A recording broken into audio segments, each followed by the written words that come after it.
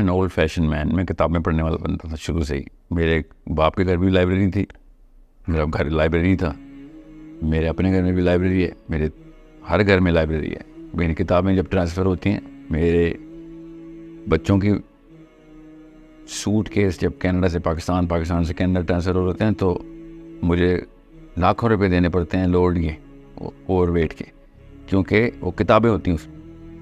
वो 20 किलो से ऊपर तो जाती नहीं है, 30 किलो से ऊपर फ्लाइट। कई तो मैंने अपनी बेटी से कहा है कि यार किताबें मैं ले आऊँगा अच्छी से। नहीं, आप क्या कुछ पता नहीं होता टूर का, किताबें नहीं छोड़ी।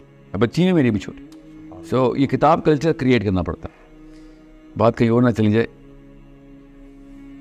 मैं किताबें पढ़ने के बाद, लोगों से मिलने के बाद, गिर गिर के, गाद गाद के पानी पीने के बाद बता रहा हूँ, एक ही जुमला बताऊँगा कि दुनिया में हर आदमी को और हर औरत को, मतलब जो आपसे कमज़ोर है, दुनिया में हर आदमी और हर औरत को प्रोटेक्ट करना एक आम आदमी का फ़र्ज़ है। आम क्यों कहा? ये कोई एहसान नहीं करते हम।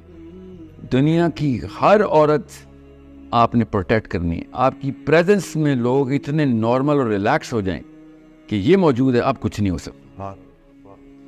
और खुद सोचे, ऐसे बंदे को लीडरशिप मिल जाए तो किस लेवल के ऊपर लोगों की आसूदगी आए। आप उस प्रोटेक्शन को की कैपेबिलिटी को लेने के लिए जो एट्रीब्यूट्स चाहिए वो डेवलपमेंट करना बाप का काम, आपका काम होता है कि बेटा मेरा किस ताकत में आए।